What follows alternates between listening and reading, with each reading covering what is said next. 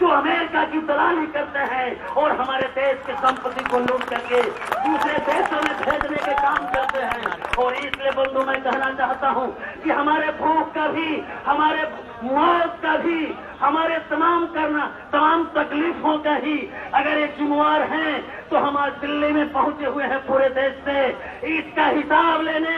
और अगर कोई हम लोगों को इस कार्य में क्रम में बाधा देने आता है तो मैं दावे के साथ कहना चाहता हूं, हम इस नारे के लिए देकर आए हैं कि भ्रष्टाचारियों देश छोड़ दो। आज हमारे देश के नौजवानों ने एक समय नारा दिया था कि साम्राज्यवादियों भारत छोड़ो, अंग्रेजों भारत छोड़ो। और मैं तो कहना चाहता हूं कि अगर थोड़ी सी हम नौजवान हैं, अगर भगत सिंह को याद करते हैं तो भगत सिंह ने उस समय कहा था जब फांसी के फंदे पर उनको लटकाया जा रहा था, उस समय भगत सिंह ने जानते हैं इस देश को संबोधित करते हुए क्या कहा था।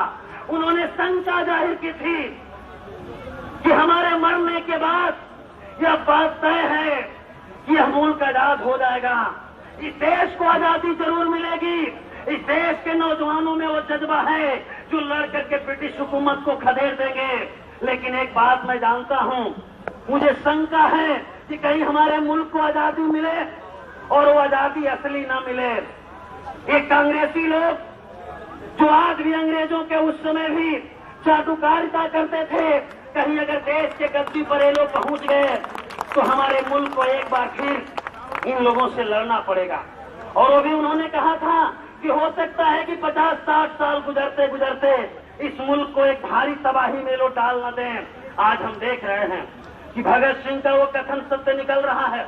आज 50-60 साल गुजरते गुजरते सचमुच में हमारा ये मुल्क एक बार तबाह हो गया है। आज पूरे देश के अंदर तबाही मची हुई है, भूख लगी है, रोटी नहीं मिल रही है, भूख से मौतें हो रही है।